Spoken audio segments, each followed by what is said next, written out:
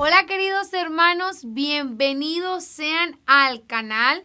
Les saluda con muchísima alegría un día más su hermana en Cristo, Doris. Hoy estamos en nuestra lección número 16 de este curso bíblico popular. Me siento muy feliz, muy contenta, muy alegre de estar pudiendo compartir con ustedes estas lecciones bíblicas de este curso popular. Hemos aprendido bastante hasta el día de hoy. Hoy vamos a hablar sobre las versiones de la Biblia y nos vamos a enfocar en la versión llamada la Vulgata y en la versión también conocida como la versión de los 70. Vamos a hablar sobre las versiones más antiguas de la Biblia.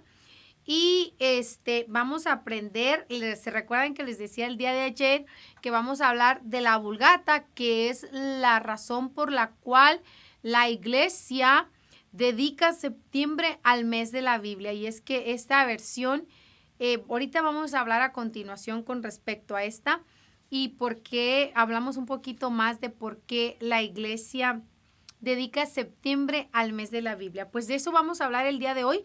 Sabemos que ahorita en la actualidad ya existen muchísimas versiones de la Biblia. Está la Biblia latinoamericana, la Biblia de Jerusalén, la Biblia para el pueblo, la Biblia de América, muchas versiones de Biblias, pero hoy vamos a hablar de las más antiguas y nos vamos a enfocar en dos, en la Vulgata y en la de los 70. A ver, voy a revisar la mochila de cada uno de ustedes. Ya los voy a revisar, porque ya para estas alturas no se nos debe de olvidar ninguno de los útiles escolares para esta clase. Un corazón dispuesto ya debemos de tener para estas alturas, un corazón sencillo, humilde a el aprendizaje de este curso bíblico, respetuoso también. Vamos a tener un corazón que se asemeje al de Jesús. Necesitamos la Biblia. Recuerden, les he venido diciendo que un curso bíblico sin Biblia, pues no es curso bíblico. Entonces, también vamos a necesitar libreta y lápiz y esto es para ir haciendo nuestras anotaciones de lo que vamos aprendiendo. Vamos a ir anotando y antes de comenzar con la lección vamos a necesitar hacer nuestra oración de inicio. Recuerden que el Padre nos presenta una oración hermosa de inicio. Vamos a disponer los corazones en una actitud de oración. Cuando vamos a orar, dice la palabra de Dios, entra a tu cuarto y cierra la puerta. Sí hay que tener una actitud de oración. Vamos a concentrarnos y vamos a empezar a pensar que va a ser un diálogo con el Señor y que esta oración la vamos a elevar a nuestro Señor con mucha fe y con mucho amor. Digamos juntos como hermanos, en el nombre del Padre y del Hijo y del Espíritu Santo. Amén. Señor, te damos gracias porque nos reúnes una vez más en tu presencia. Señor, tú nos pones frente a tu palabra. Ayúdanos a acercarnos a ella con reverencia, con atención, con humildad. Envíanos tu espíritu para que podamos acogerla con verdad, con sencillez, para que ella transforme nuestra vida. Que tu palabra penetre en nosotros como espada de dos filos. Que nuestro corazón esté abierto como el de María, Madre tuya y Madre nuestra. Y como en ella la palabra se hizo carne, también en nosotros esta palabra tuya se transforme en obras de vida según tu voluntad. Amén. Ahora sí, queridos hermanos, vámonos a nuestra clase, a nuestra lección. Vamos a ver las versiones de la Biblia. Mientras que los manuscritos son copias de libros, ayer hablábamos de los manuscritos, que son copias de libros o capítulos de la Sagrada Escritura. Les decía que se sacaba copia de algún libro o inclusive hasta de un capítulo de la Biblia. Les decía cómo se habían encontrado manuscritos de algunos libros, de algunos capítulos de los evangelios y así sucesivamente. Los manuscritos son copias de los libros o de los capítulos de la Sagrada Escritura que se encontraron por separado. Se recuerda que les decía que existían algunos, el otro, aquellos, y unos se habían encontrado en algún lugar, otros en otro. Dice, y se guardan como tesoros por su antigüedad, se guardan muchísimo porque son tesoros por lo que representan para nosotros, la importancia que tienen para nosotros, porque su antigüedad, ¿verdad? Tienen mucho de historia, son muy sagrados. Dice, se encontraron por separado y se guardan como tesoros por su antigüedad, por versiones. Entendemos las más antiguas colecciones de la Biblia entera. Ahora, esos son las copias o manuscritos. Ahora, ¿qué entendemos por versión? Entendemos la colección de la Biblia entera. Ya la versión de la Biblia ya es la colección entera de la Biblia, ya toda la Biblia por completo. Esto ya es una versión. La versión latinoamericana, la versión de la Biblia latinoamericana. Eso es lo que comprendemos como versiones de la Biblia. Dice, entendemos las más antiguas colecciones de la Biblia entera, o sea, tal cual la tenemos hoy con los 73 libros. Esa es una versión de la Biblia. Vamos a enfocarnos en las dos más antiguas Biblias con la versión que tenemos ahorita de los 73 libros. Dice, en el correr del tiempo se han hecho innumerables versiones de la Biblia. Al transcurrir todo este tiempo ha habido muchísimas versiones de la Biblia, muchas.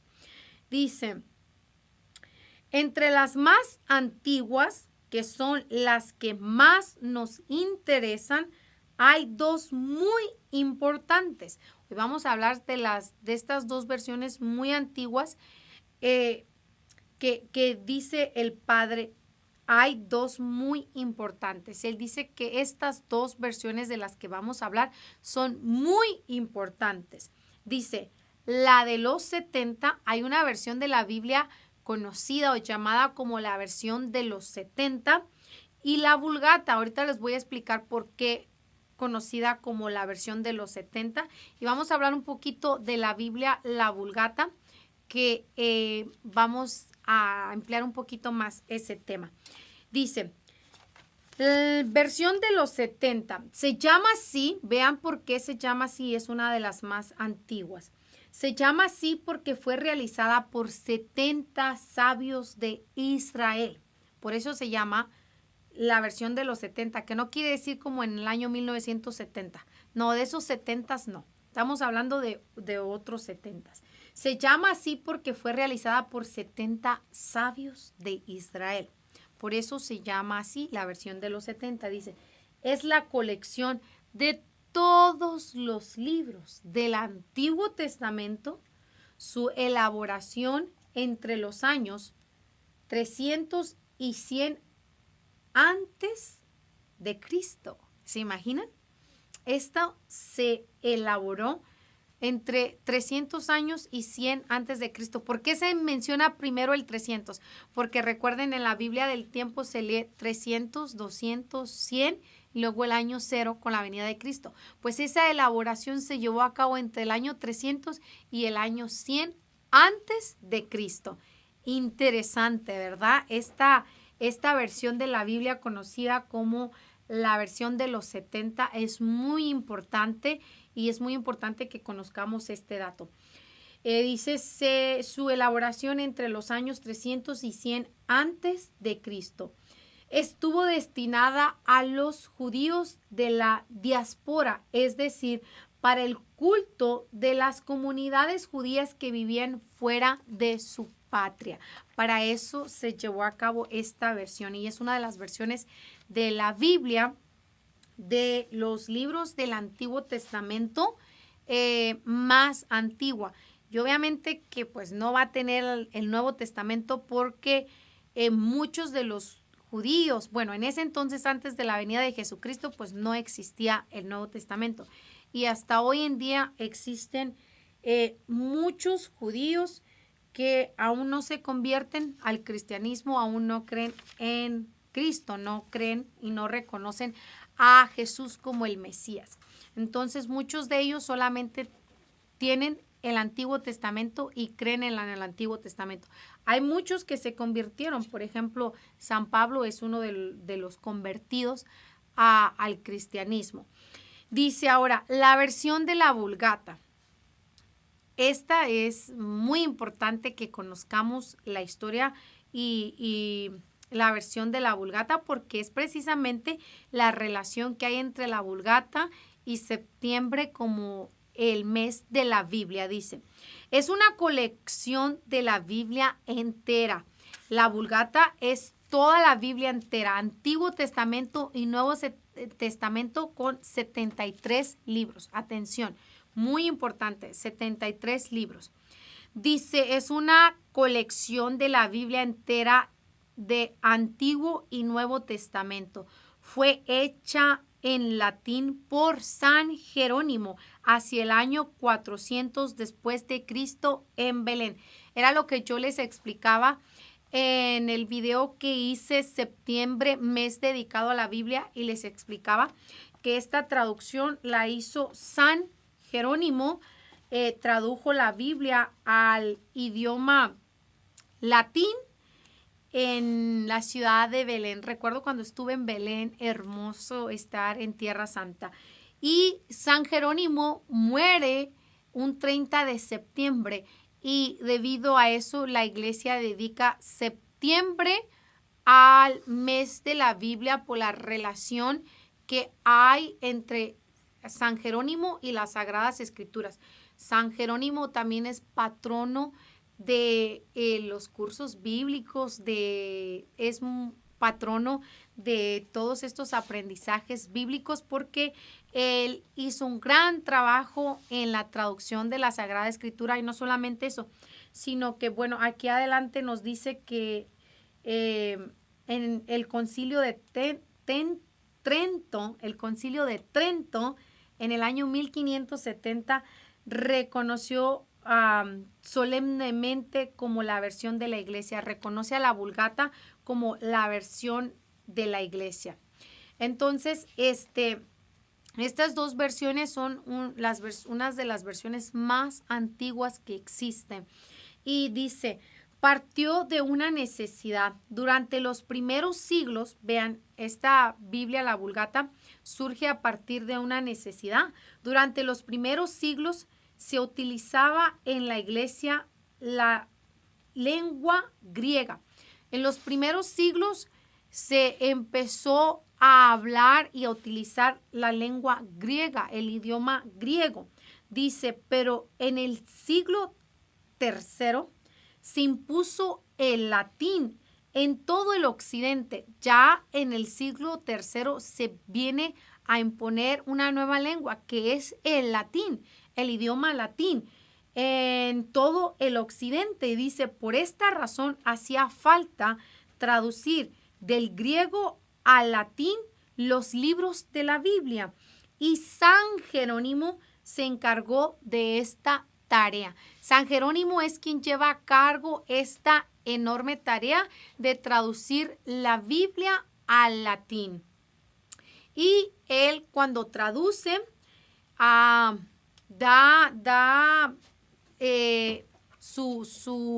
muestra su gran obra conocida como a la Vulgata, que significa para el pueblo, y ya es una Biblia en el idioma latín. Por eso podemos ver que muchas misas hasta no hace muchos años se celebraban en latín y hasta ahora en fecha todavía hay lugares donde la misa se celebra en el idioma latín. Muy, muy hermoso recordar también que la Vulgata fue hecha con 73 libros. Biblias incompletas surgen ya a partir del año 1500 en adelante, cuando ya empiezan a imprimirse Biblias ya incompletas, no con los 73 libros. Entonces hay que tener mucho en cuenta, y de aquí viene, mire, se hablaba el idioma griego y, por ejemplo, un buen ejemplo de por qué la palabra católica no está en la Biblia es porque católico es una palabra griega, proviene del idioma griego, y la palabra católica viene de la palabra católicos en griego, y después a católicos en griego viene católicos del idioma latín. Entonces, de la palabra griega católicos sale la palabra católicos del latín, y después del latín al español viene católicos, lo que somos usted y yo que me escucha. Es una palabra griega, por eso no la encontramos en las Sagradas Escrituras, porque no se alcanzó a escribir en la Biblia. Ya cuando la Biblia se escribió, que ya se había cerrado lo que había sido la elección de los libros y todos, ya no se alcanzó a escribir esa palabra porque ya era una palabra griega y después pasó al latín. Es muy importante tener en cuenta también que la palabra católico significa universal. Es una palabra griega que significa universal y después pasa al latín como católicos. Hay un dato aquí que nos muestra el padre y lo nombra así: curiosidad. Un dato curioso. Dato curioso es: ¿cuál fue la primera? ¿Qué fue cuando se inventó? A ver, primero, ¿quién inventó la impresa? El imprimir. Si alguien sabe quién es el inventor de la imprenta, sería la palabra correcta, imprenta. ¿Quién fue el inventor de la imprenta? ¿Se imagina? Debemos de darle muchísimas gracias a ese gran inventor, porque miren, gracias a su invento podemos tener esto tan fácil y tan sencillo, la impresión de los libros, no solamente de las Sagradas Escrituras, sino de los libros. Si alguien sabe quién es el inventor de la imprenta, colóquelo en los comentarios. Quiero saber si alguien conoce este dato. Y si no, yo se los digo. Fue un católico. Un católico fue el inventor de la imprenta. Su nombre de él es Juan de Gutenberg. Gutenberg es el inventor de la imprenta. Recuerdo que esto lo aprendí hace como, ¿cuántos años? No sé. Como ya muchos años que aprendí que él fue el inventor de la imprenta. Y bueno, eso es muy importante, es darle las gracias a este inventor católico. Número 1. Número 2, adivinen qué. ¿Cuál fue el primer libro que se le ocurrió a este gran hombre imprimir en la imprenta? Pues sin duda alguna, la mano de Dios se va viendo a través de las generaciones. La Biblia es el primer libro que imprime Gutenberg. De hecho, en una de las bibliotecas más famosas del mundo es la de Estados Unidos, que se encuentra, me parece, en Washington, D.C., si no me equivoco. Y allí está una copia de la primera imprenta que hace Gutenberg, que fue la Biblia. Allí está una copia de dos columnas. No me recuerdo cómo es que le llaman. Biblia de 2 columnas o de 2 líneas, algo así. Porque allí está eso lo aprendí ya hace muchos años y así nada más me vienen los recuerdos vanos de lo que recuerdo. Entonces ellos tienen una copia del primer libro que se imprime en todo el mundo. Y es quien lo inventa, la imprenta, es Gutenberg. Y la Biblia fue la primera, dice, ¿cuál fue la primera Biblia sacada en imprenta? Es muy interesante también. La Biblia es lo que primero se imprime y dice aquí el padre, ¿cuál fue la primera Biblia sacada de la imprenta? Dice, fue la del católico Juan Gutenberg, inventor de la imprenta. Dice, antes era muy difícil conseguir una Biblia porque había que escribir a mano y resultaba muy costosa y muchísimo tiempo para copiarla. Pues sí, imagínense, todos estos 73 libros, copiarlos para poder tener una copia, pues valía mucho dinero y muchísimo tiempo. Dice, en el año 1440, anótenlo, Gutenberg inventó la imprenta y el primer libro que se imprimió fue precisamente la Sagrada Biblia en el año 1450. Yo lo veo así como que Dios le da este conocimiento y este don y este talento a este hombre católico y le da la capacidad de inventar la imprenta y él, muy sabio, que agarra el mensaje y lo primero que imprime es la Sagrada Escritura. Claro, lo primero que debía de darse a conocer a todo el mundo es la palabra de Dios y así fue como pasó. Dice, la Biblia de Gutenberg se trataba de la Vulgata, la traducción al latín. La Biblia de Gutenberg era prácticamente, así se tituló la Biblia de Gutenberg, pero era prácticamente una copia de la traducción de la Vulgata. Es como que él imprime la Vulgata, pero no le coloca la Vulgata, sino le coloca la Biblia de Gutenberg. Pero era una copia de lo que se conocía como la Vulgata. O sea, se imprime una Biblia con 73 libros y la Biblia estaba en el idioma latín. Así es que, bueno, esa ha sido nuestra lección número 16 del día de hoy.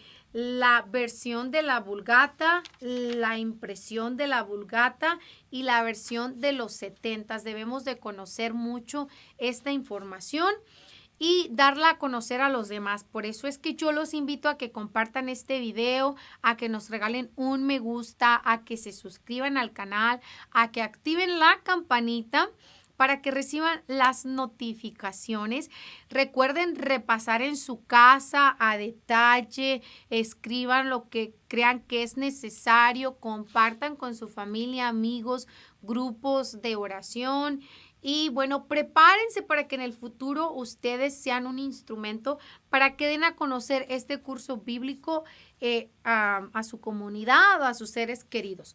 Y bueno, sin más, los veo mañana, Dios mediante, en nuestra lección número 17, que se titula Adivinen cuál es la lección número 17. Interesante, no se la vayan a perder, no se deben de perder ninguna. Si se han perdido alguna, regrésense y tomen la lección que se hayan perdido.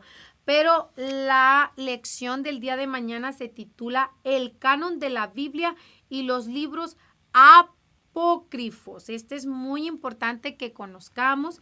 Hay mucha, ahorita en estos tiempos, con relación a estos libros apócrifos, hay tantas ideas y tantas opiniones. Y bueno, de eso vamos a hablar nuestra lección del día de mañana. Ahí está titulada. Así es que los espero mañana con sus útiles escolares. Vamos a compartir y vamos a aprender todo lo que el Padre nos enseña a través de este curso bíblico. Les agradezco de todo corazón su hermosa compañía. Deseo que el Señor les bendiga y que mañana les dé un corazón dispuesto a aprender. Gracias también a mi hermano en Cristo que está detrás de las cámaras haciendo un gran trabajo con muchísimo amor para todos ustedes. Entonces también pido a Dios que bendiga a nuestro hermano, le siga dando muchas ganas de grabar, le siga dando esas ganas que él tiene de misionero, de hacer todo este trabajo para obra de nuestro Padre Santísimo. También tiene su canal de YouTube, por cierto. Él se llama en YouTube, ¿cómo se llama? Marín. César Marín. Sí, usted puede buscar en YouTube su canal que se titula César Marín y es cantante católico misionero. Amén. Así es, canta muy bonito. Así es que agradezco a Dios de todo corazón por el apoyo de cada uno de ustedes, no solamente las personas que están detrás de cámaras, las personas que ayudan toda esta producción, también a todos ustedes, porque ustedes también nos apoyan muchísimo compartiendo estos videos que invitación de compartir es para todos, no solamente para algunos. Para todos los que han escuchado alguno de mis videos, la invitación es para todos ustedes a que compartan estos videos, a que nos ayuden en la predicación y en la evangelización. Así es que la invitación es para ustedes también a que nos ayuden en este proyecto y la manera de ayudarnos es compartiéndonos, apoyándonos, compartiéndolo en sus redes sociales, en su familia, en sus grupos de oración. Es una manera de ayudarnos. Así es que no se les olvide suscribirse al canal, regalarnos un me gusta, compartir, activar la campanita y nos vemos mañana a la misma hora y por el mismo canal. Ha sido un gusto, deseo que el Señor les bendiga y que tengan un feliz día, tarde o noche de donde quiera que me estén escuchando. Hasta mañana, los quiero mucho. Bye.